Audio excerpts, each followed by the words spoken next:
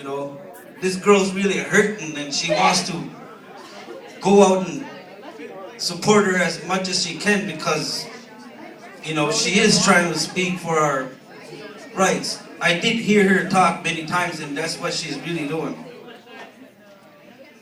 And then when Gene came up with this idea to go support her and go on his own hunger strike, we just all kind of laughed and, kind of like, we didn't know what to do. Like, just, come on, Gene.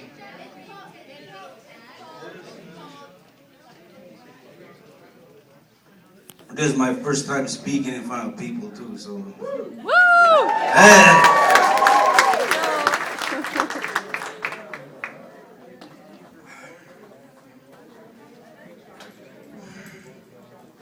So when Gene walked through that door, he talked funny to us. That's what I'll call it, because to him or to us, how does he explain a vision he had to a bunch of people that are trying to be logic?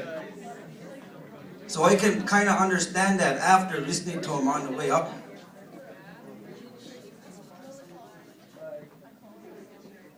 So we were off.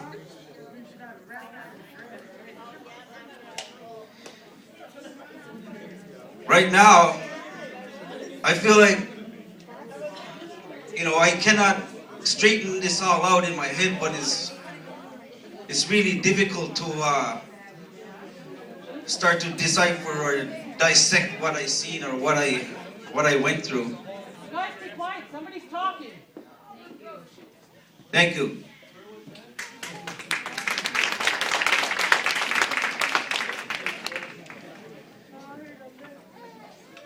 So during our first approach, we walked through those gates. There was only like 3 or 4 or 5 fire takers. There was only 3 of them. So me and Gene walked in, and we had a letter of, was to show support. We come all this way from Mi'kmaq territory to come help her in her hunger strike. We had the letter. We also had a letter that talked about fracking and how it would affect our own children, and also the Mi'kmaq flag. So we went up and we went around and we kind of shook hands with everybody, and we introduced ourselves, and these people were quite sure what we're doing, but we meant well. And me and Gene were really nervous of what's going on. Like, we were kind of scared. We just got into that little argument and finally found a place. So we went around. There was a lady there in the fire, in the most fashionable way or whatever you call it. I felt like I was a warrior, and I came here to do my job. It was to, help my people. And I didn't quite know sure, like that was the attitude I had. And we went up to that lady near the fire and we gave it to her. Gave her the flag, the letter, and the fracking letter. So, we walked away from the fire and we were like, Gene, did you do your homework, bro? That wasn't Chief Spence.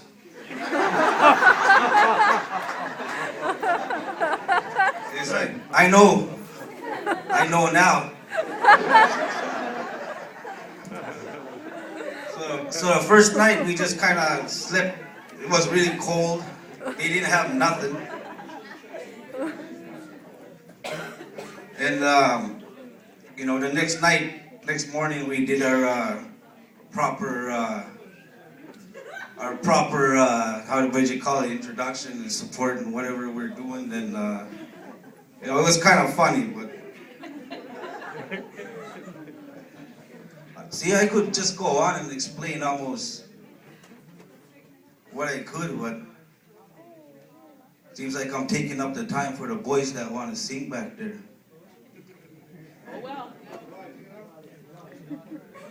Okay. Okay. Well, we got there, and the first week was kind of rough. There was barely any people who know about it, and you know, it was really tough that first week also because Gene wasn't even eating fish broth or nothing, and I really started to worry. I started to panic. I was scared. He was shrieking like really fast in the first week. So I called up some boys from down home. They were all also dancers, or one of my brother is still over there. You know, he still believes in the cause even though Gene went home. But that first week was really scary, you know. And I could really be going to the next week too. It was support started to show up. Like people from all over started to show up, and you know, people from nearby and people from out west, east, north, you know, all sorts of directions, and they were all coming to this fire. They you know, also visitors for Chief Spence, and to show their support as well. It was amazing to watch so many cultures come together, and it was our own First Nations. I heard so many stories, and I heard so many prophecies, and I heard so many, you know, different styles of teaching in our own, you know, it's us. And to me, when I was looking at all these teachings, it was I did not decide to say they're not ours, but I was open to them. I listened to them. I did not judge them. No, it was something we have to do. It's like we have to start working together. Even if our differences are slightly not the way we should expect.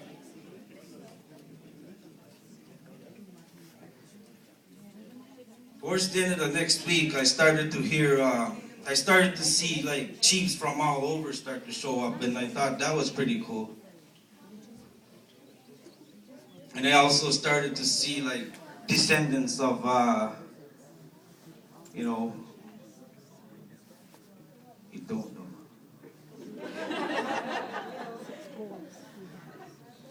But it was like, you know, two conce descendants, you know, they all came in proud of, you know, these are their seventh generation descendants, and, you know, they were proud coming in, and they had fancy ceremonies, and, you know, along with some other hereditary chiefs that came from all over, you know.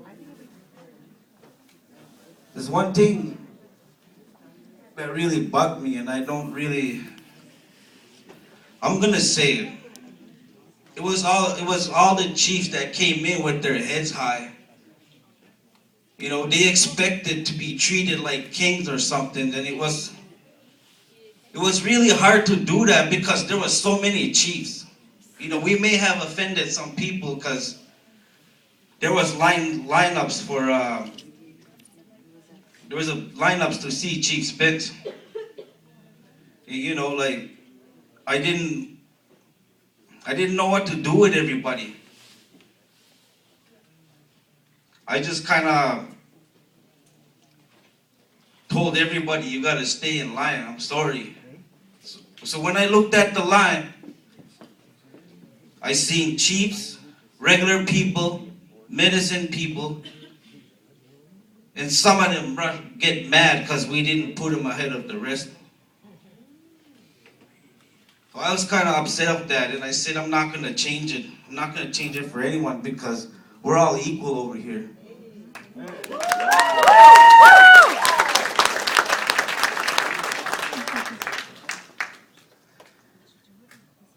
I could also, I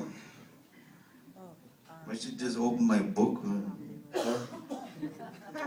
I said it better earlier today.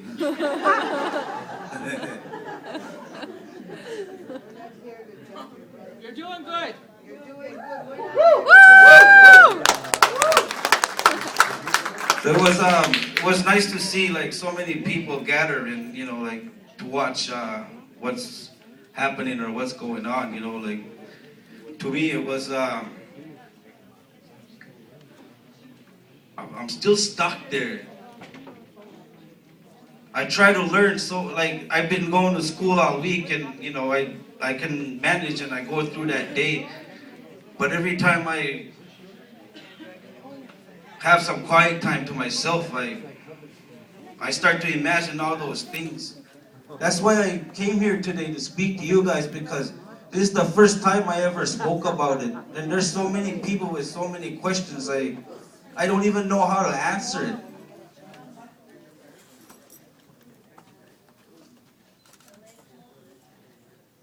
So it's like, this is part of my journey to tell you guys what happened over there.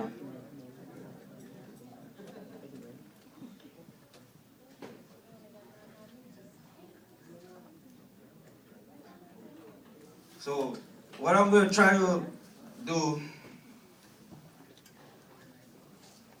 is close, at least try to say my final thought.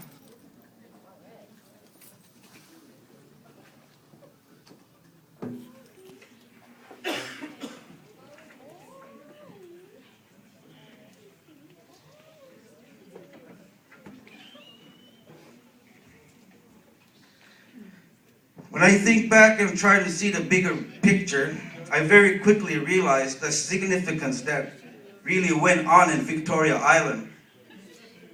I saw that people were proud to be First Nations again. I felt pride not only in First Nations but also non-natives as well. What Chief Spence, Raymond Robinson, and our own Mi'kmaq, Eugene Suck, did was restore pride in our people. Everyone I talked to talked about moments of their lives, and the being there was so important and a part of their journey. I saw hope as many people decided to lead sober life, and the ones who had it rough had faith again. I seen people coming from north, south, east, and west. Some were very emotional, and most were grateful that someone was making a stand. I even had to help some people walk through the door because it was hard for them to believe that there was kind people. What I seen and what I felt in Ottawa